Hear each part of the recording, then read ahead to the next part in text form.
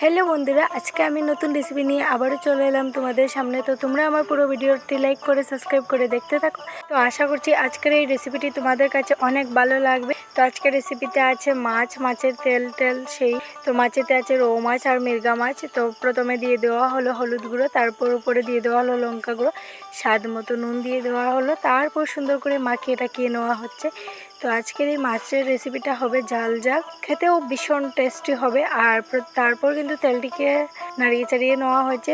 তেলটি ভালো করে গরম হয়ে গেছে তাই। আর এরপর দেখো লেজাগুলো সুন্দর করে সবগুলো দিয়ে দেওয়া হচ্ছে।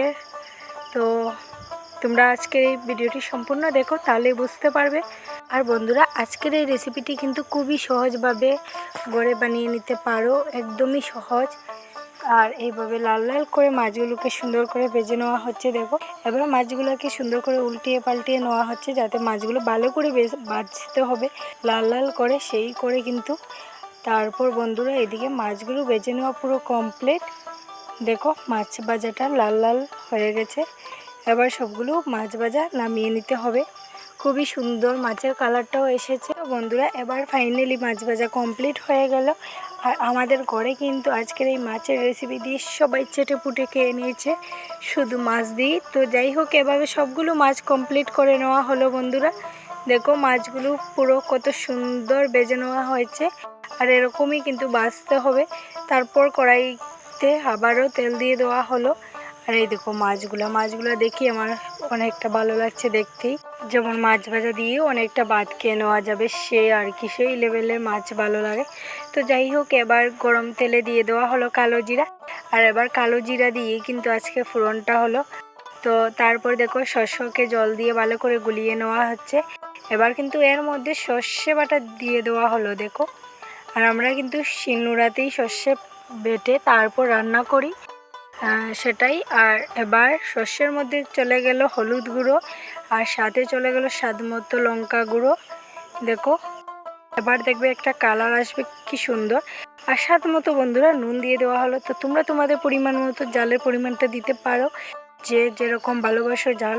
তো সেই, আমরা তো অনেক স্পাইসি খেতে ভালোবাসি, তাই আমরা অনেকটা জাল দিই সবগুলোতেই, সবগুলো রান্নাতেই আমরা অনেকটা জাল পছন্দ করি। তো সেটাই, আমাদের তরকারিটা কিন্তু কালার না আসলে আমাদের একদমই ভালো লাগে না।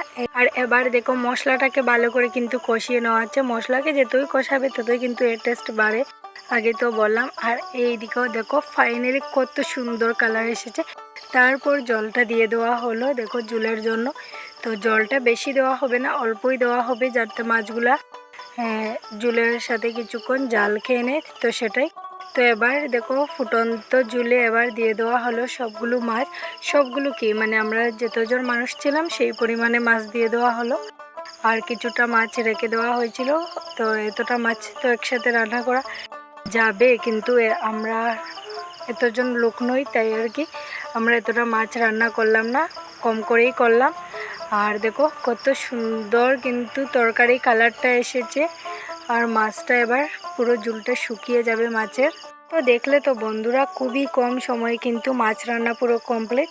আর তোমাদেরকে তো বলছিলামই ঝোলটা শুকিয়ে যাবে। দেখো ঝোলটা কিন্তু একদমই শুকিয়ে গেছে।